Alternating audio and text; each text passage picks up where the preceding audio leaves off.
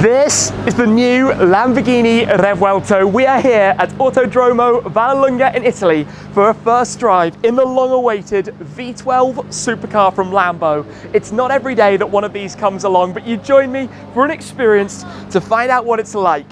Hi guys, I'm Shmi. Let's get into this, the Lamborghini Revuelto. It is track day time. Off go the cars, the V12s sounding phenomenal. Of course, this is Lamborghini's first PHEV, plug-in hybrid electric vehicle, over 1,000 horsepower, the successor to a great lineage of Lamborghini models. We took a first look at the factory in Santa Gata Bolognese, but listen to this. They sound absolutely fabulous, and very shortly I'm going to bring you along for the ride to experience what these cars are like.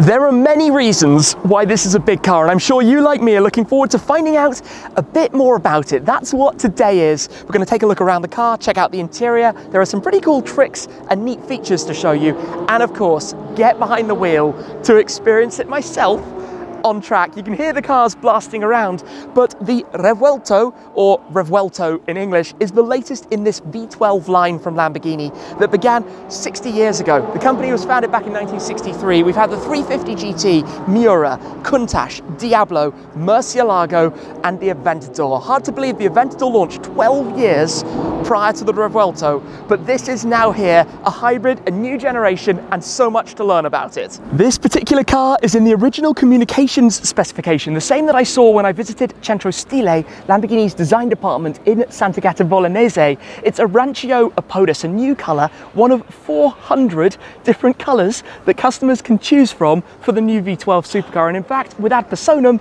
they can make something even more bespoke, totally unique. But I want to take you on a 60-second walk around to understand what this is about, to go through some of the technical things about Revuelto before it's going to be time to hop in and go and drive it. But it's important we know what this is. Lamborghini's new 12-cylinder supercar, verging on hypercar. Important to maintain having a V12 engine. In fact, 6.5 litres of naturally aspirated 12-cylinder heaven, making 825 horsepower from the combustion engine alone. Combine that with an electric motor at the back, 2 electric motors at the front. You then also have full electric driving should you wish, and a total power output, including the engine, of 1,015 horsepower. This thing means business.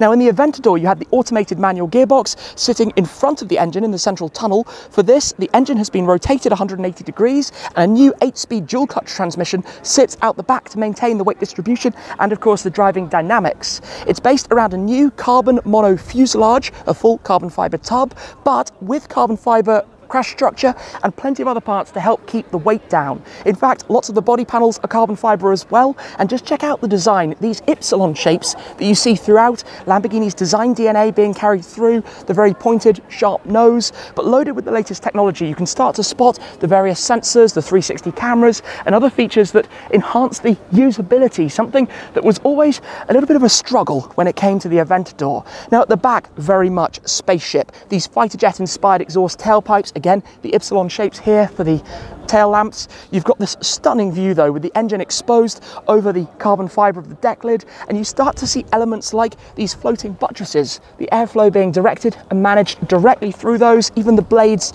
that you have behind the front wheels as well.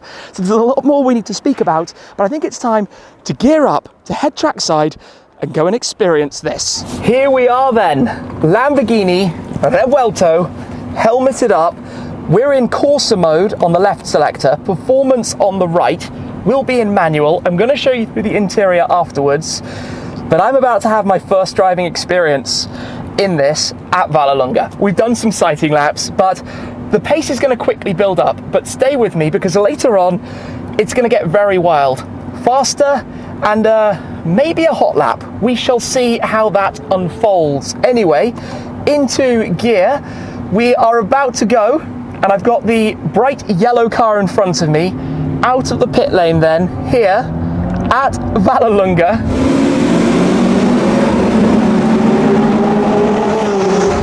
In the Revuelto, and I've got to say, the view behind me is outstanding. The view that you have through that rear window. We've got the thumbs up, So, ESC is in Corsa. First gear as the revs build up. We've got almost 9,500 RPM in here. Oh my days! It is seriously loud, as you can already tell. Seriously, seriously wild.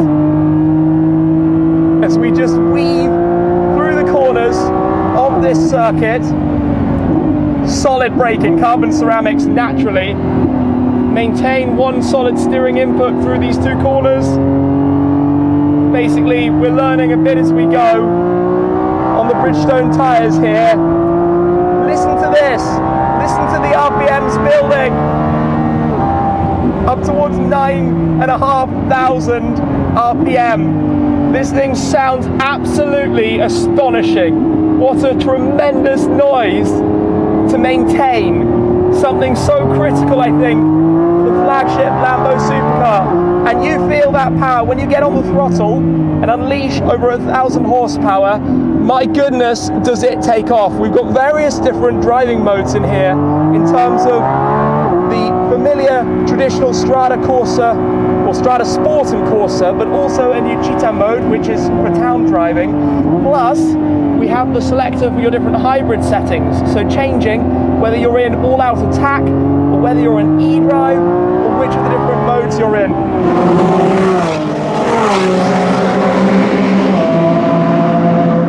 This thing is really very quick and so much torque in gear as well. What on earth am I currently driving? This is a massive step up from Aventador. This is an all-new machine, and it is a potent machine at that. Even going into the red line doesn't sound exactly bad, does it? I can see why they've brought us to the racetrack, to get this first experience and get a little feel for what it's actually like. As we cling tight to the wall, use a bit of those curves, and again unleash it down the start straight, losing my voice.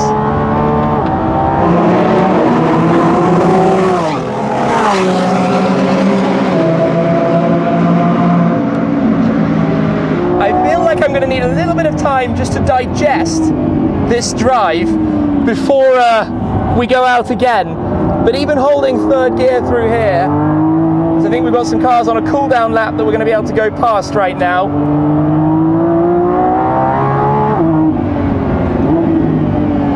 What an experience! First time driving it, and we're out in anger like this, on circuit, taking second gear. It's actually remarkably easy to push on very, very fast in here. It doesn't make you too scared. You're aware it's a big, powerful old beastie, but as you can see, you can kind of grab this bull by the horns and throw it quite aggressively.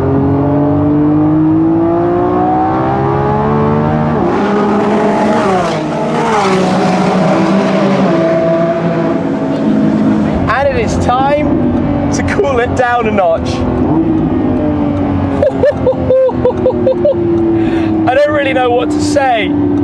Oh my days. This is really fast, really fast. It's so much more suited to this kind of driving, track driving, dynamic driving, than the Aventador, even the SVJ ever was. This is a massive step from the previous car. Just the amount of speed it carries, the ease with which it carries it, the confidence with which it gives you as the driver the feeling of exactly what's going on. And then the power, the speed, it's so fast. This gearbox, massive shift ahead. Like, don't even, everybody was saying for years that the Aventador needed a DCT. It's got it. I say it's got it. The next generation has got it. And my word, does that combination of engine and gearbox just sing. The noise is truly ridiculous. The sound of the V12 is glorious. It is to die for. It is absolutely wonderful. Needless to say, this thing is epic.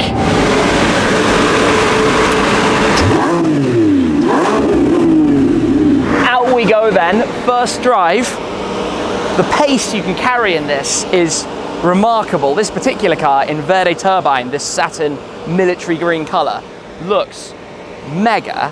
I think we need to go and understand a bit more about it, dive into some of the workshops that are here in the pit lane, and then it's going to be time to hop back behind the wheel and go for it. After the first outing, let me show you a few more details that I've been learning about. We have a series of different workshops and things to understand with the new car, and in particular, elements of the design, the aerodynamics, the way things have been integrated into this. I mentioned the Y-shapes. Again, here on the side, you can see those coming through. A detail I absolutely love back here is the integration of the third brake light. It runs across this top section, but the way it illuminates effectively brightens up the engine bay area and gives you the shape of a bull over the rear deck.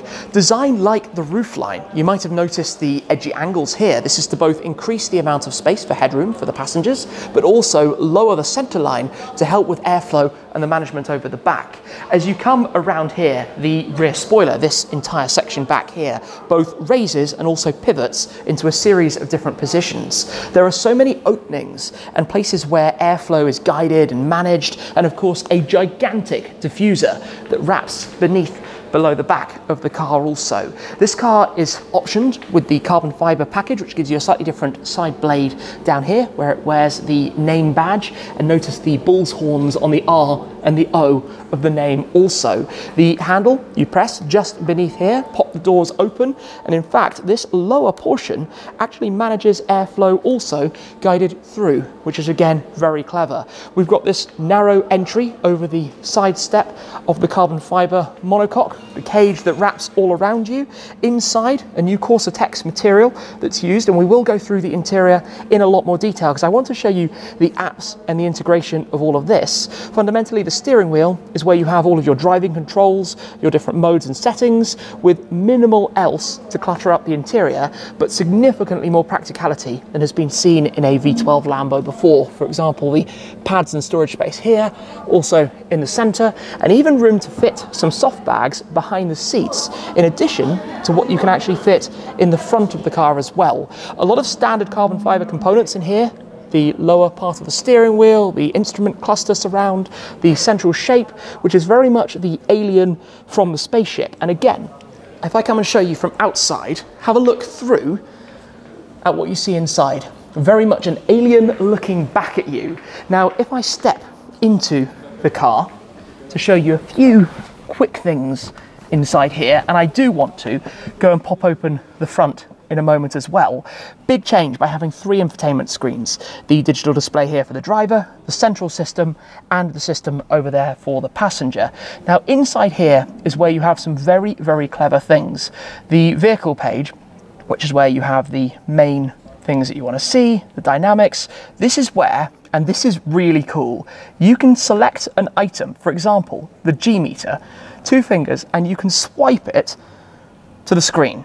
Same over to the other side. Let's say we want to select E-range, swipe it over there, and it changes. So you can very easily bring up whichever settings you would like to have on the screens and just ping them over, which is something really quite unique. Now, also, if we go into vehicle, I'm gonna pop that open because we'll go and have a look at it in just a second. On the screen, it has this integration. So the mode selector here, you can see the way it goes into Strada, to Jita down at the bottom, and then you can rotate it back and it responds directly to your input with the screen settings. You can press in here for your launch control.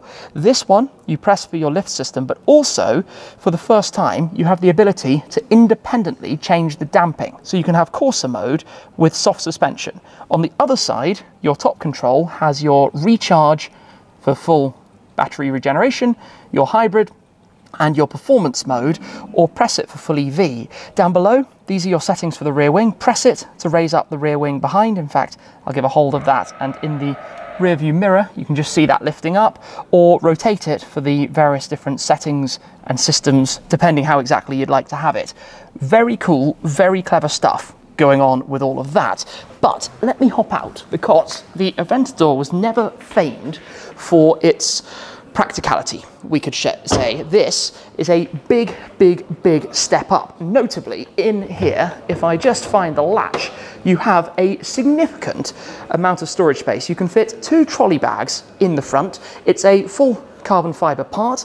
As I mentioned, some carbon fibre pieces used for the bodywork. It is exceptionally light. Hard to really explain how light that is. And this is where you have your plug-in charger. So when the car is sitting, that's where you will plug it in as per other high-performance equivalent vehicles. Now, you might be thinking, if that is inside as opposed to a flap somewhere on the bodywork, you then have a cable that needs to come out. The solution for that is this secondary latch, a lightweight latch that you can flip down so that when you pop that down, it leaves a little bit of a gap so that you can keep it plugged in, but keep it all locked and latched and safely secured. Now, once I've closed this, one other very, very cool detail at the front. You notice the two sensors. You might be wondering why. This is your adaptive radar.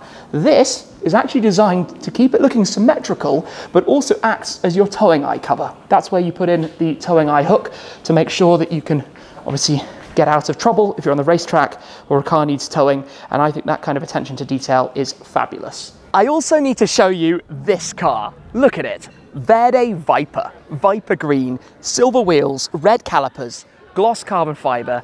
This looks amazing, but I want to explain a bit more about the technical side of it before we go and drive again, because in terms of the user experience, what you have as the driver, the four-wheel drive system and the electric drive system are obviously a little bit complicated. Now, what's interesting about this is that if you drive in full electric drive, where you've got the 3.8 kilowatt hour battery pack in the very center, that gives you 10 kilometers, just over 6 miles of range. You're driving in full four-wheel drive on the 3 electric motors. In fact, if you creep forwards, if you let go of the brake and you're just letting the car roll on forwards, the way it does it is using the electric motors with the engine idling, which is an interesting concept. Even if you reverse, because of the way the gearbox is set up, all 8 gears on the dual clutch gearbox at the back are forwards gears. You reverse on electric power. In terms of driving, you can put it in full electric. You can have recharge mode where it charges up the battery as fast as possible. You've got your normal hybrid mode where it will swap backwards and forwards. You've got performance mode, which is where it will give you out and out attack. And then obviously you also have the ability to pop it into launch control, use your full 1000 horsepower plus, and just hit the ground running. Now, enough of this. We should probably go back out and drive again.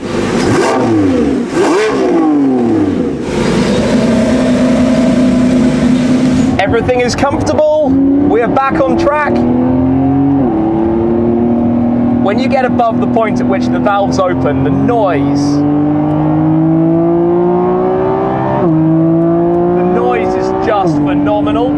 Of course, we're after lunch. We've got cold tyres, so we will ease into it the first couple of corners before it's going to be time to let all hell unleash with some mega driving in this thing. It's always so fun when you're following the same car that you're driving, because you get that perspective of what it's doing on the tarmac, how it's dancing around, the movements of it, what the brake lights are doing.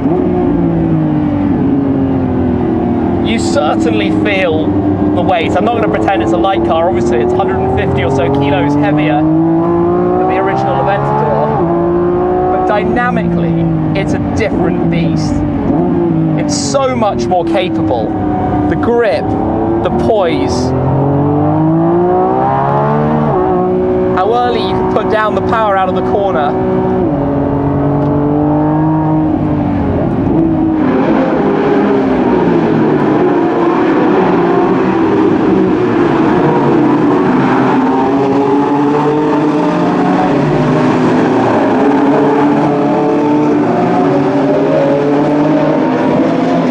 And the way it takes the gears, this gearbox is phenomenal.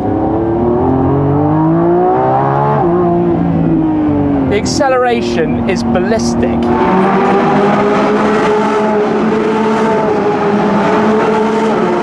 Down the start straight, not really focusing on top speeds. But here we're at 250, nearly 260 kilometers an hour, and that's a short straight. Just on it, absolutely on it. The way it moves around.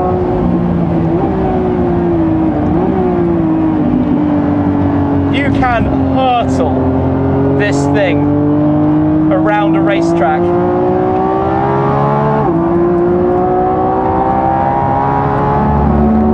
This is ludicrous.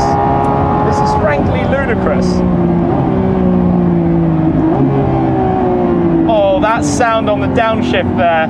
I love the sound of the shifts in here. It's very reminiscent of a Porsche Flat 6 with the PDK system. Other technicalities, we've got rear wheel steering. We've got some very clever torque vectoring going on, especially with the electric motors to distribute power, to keep you absolutely driving to the max. You have different profiles in terms of the wing movement, depending on your settings, in terms of even the software, traction, a bit like what we saw introduced on the Hurricane Evo in sport, kind of kicking the car out a little bit, making it a little bit more playful.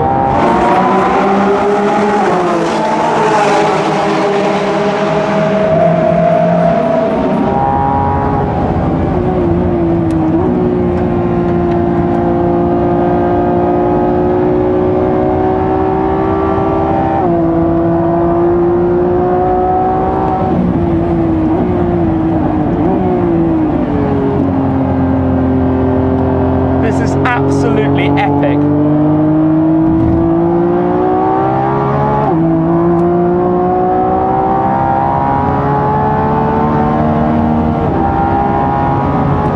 What is life right now?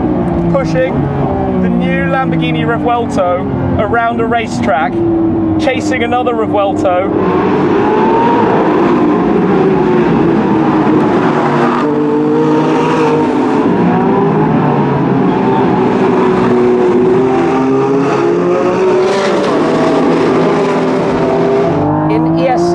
Mode as we have it now, it's keeping the car really composed, and actually a short shift on that corner has worked very well in my favour. Go tight round the inside of this one.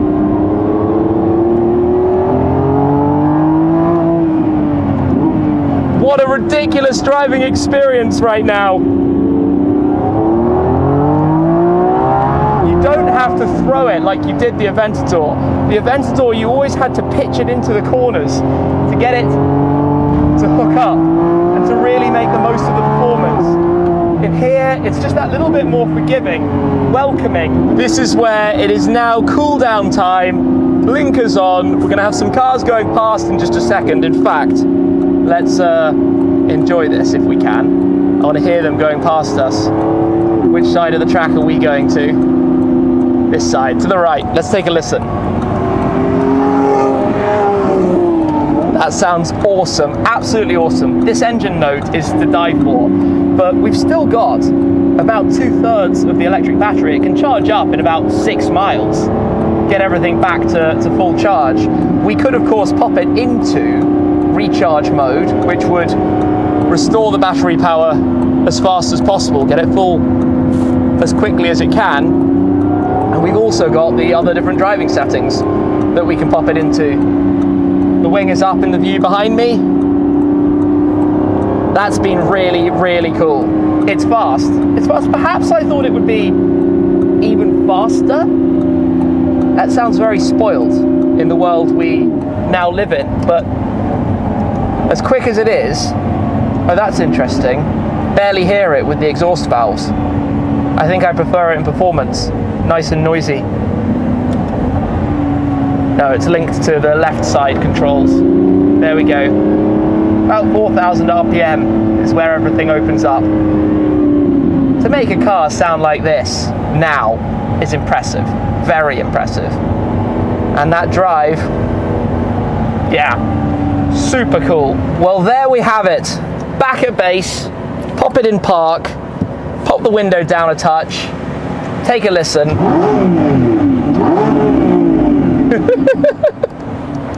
Sounds absolutely silly. What a drive. Let me come back at you in a moment with some more thoughts. Just look at this thing, especially in a spec like this. Exhaust fans running in overdrive, as you can see from the heat in the air that we have out here in Italy right now. V12 idling away. The car about to go for another stint, next driver. We've got various other cars here, in fact more coming back in the pit lane now. It's that distinct Lamborghini wedge, the shape, the design, everything about it. We have to make the most of the different cars lined up here so you can see some of the specifications. A lot of pre-configured specs for the very early cars. But in the case of this, we've got the tan leather against the bright white exterior, and then come and take a look at the bright yellow one here with the yellow and black two-tone interior on it as well, and the inlays within the seats, the carbon fiber backed seats that we have. Really cool interior, so much more space than ever before in a V12 Lambo. Headroom, legroom, luggage space as well behind the seats, and just super cool. There are so many different things you can do with the design. This can be body colored, you can have different ad personam liveries, you could, I suppose, potentially have some exposed carbon fiber parts. Of course, with the upgrade carbon sills, you get this sportier look to it. Around towards the back, similar story. You can go wild with the options. Of course, bringing the price up in the process, but creating something really very, very cool. And one of the most significant things I should say about Revuelto is that the first 2.5 years of production are already spoken for. If you walk into a dealer to order one now, you're looking at 2026 for delivery already, which just shows the impressive strength of the brand. In fact, they will be producing approximately 10,000 cars this year, which is a record for Lamborghini, the most ever for 1 year. Doesn't it just look awesome, especially with these lights? The eyebrow that you have over the headlights, inspired by motorsport, to almost tuck them away and keep the emphasis to the Ypsilon of the daytime running light instead, which certainly suits it, gives it that presence, that aggression, that strength in the visual department. We need to talk also about tyres, your contact point with the ground, obviously very important, and this is what we've been driving with on the cars here today. That is actually an upgrade tyre. Now, there's a partnership with Bridgestone. The Potenza Sports are the official Lamborghini tyres. Now, this is the upgrade wheel. So there are two different sizes of wheels that you can have on Revuelto. You can have 20 and 21 or 21 and 22. So the upgrade wheel has this run flat tyre, the same as the standard stock wheel would, or if you want a more track focused setup, they actually do on the smaller wheel sizes, the 20 and 21 front and rear, the upgrade tyre, which is not a run flat but has much more, as you can see, of a tread pattern orientated towards the racetrack. Now, this is actually something that's been many years in the works. This project began 3 or 4 years ago to start developing this tyre, and obviously Bridgestone and Lamborghini working together on it means that it has a tyre as a result that's very suited to the car, and as I've experienced from driving, certainly does the job, especially with the specifics of this setup, four-wheel drive, the hybrid weight that's being carried around with it. So quite interesting to see the different options and to think about the fact that the ones with smaller wheels are the ones that are more likely to be driven on the track, having more sidewall, allowing basically more performance when being driven, when getting up to temperature. The more you know, hey? Now when you spot a Revuelto, look for these tyres, and those will be the ones where the owners are driving them properly. They have very kindly brought over this particular example to show you a few more things, including hopping in for the start procedure and how that works in here. Now, it has to be said that whatever colour Lamborghini throw at their new supercar, it always looks superb. This is a bit of a nod to one of its V12 ancestors. This colour is called Giallo Countach yellow, and when contrasted with the gloss exposed carbon fibre and something I always like, silver wheels on a supercar, especially with these Ypsilon Y shapes again for the spokes, I think it looks brilliant. Now, we haven't really touched much on the name Revuelto, or the name given to a Spanish fighting bull, a traditional naming structure for Lamborghini. And in fact, in Spanish, the V is pronounced a little bit more like a B, kind of revuelto. In Italian, it is revuelto. And in English, apologies for the butchering of the pronunciation of this, it is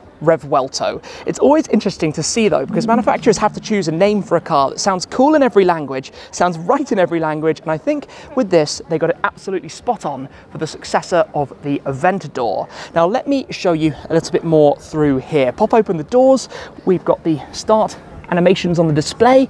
We get a graphic of the car that then rotates along with the battery and fuel percentages. We've had a quick look at this, the black and yellow leather with the yellow piping and the yellow stitching. It's sat very low to the ground, but let me climb in here to show you a little bit very quickly. We've got the flap just here over the start button, one press to turn on the ignition, foot then down on the brake. Get ready for a second press. Let's start this up. That's it. That's now started because of course it begins in hybrid mode. You have ready on the dashboard, but you can then rotate this toggle and pop it into Strada mode, and the V12 fires into life. Sounds amazing, absolutely brilliant. Now there are D-pads on the back of here to go through the different screens. You can of course rotate up through the various settings as well to show the different displays on the dashboard. So if we go up into sport, everything gets red. If we turn it once more, we go up into Corsa with the horizontal rev counter across the top. And on the right hand side, you have those different settings. So if you go left into recharge, that is where, of course, it will maximize the charge of the battery. You can actually hear that the fans and everything started to run a little bit more aggressively just there. Pop it back into hybrid, or go full on as we were on the track in performance mode. So all of these different settings to rotate it and set it exactly how you want, or go all the way back with it into cheetah mode for the town and pop it into EV, and you could, well, I think it's charging the battery right now, drive silently for a couple of miles of driving. Now with the D-pads on the back, this is where you can go through the screens. For example here, there we go, it's gone back into electric. In Dynamica, if we go in here, you've got the various different widgets that we were talking about before. So you can rotate through these. That was the G sensor, we've got the LDVI, we've got TPMS, the driving safety systems for ADAS, basically all easily accessible through this toggle and selector on the back of the steering wheel. There are a lot of controls here. It takes a fair bit of time to learn everything, I'm not going to lie.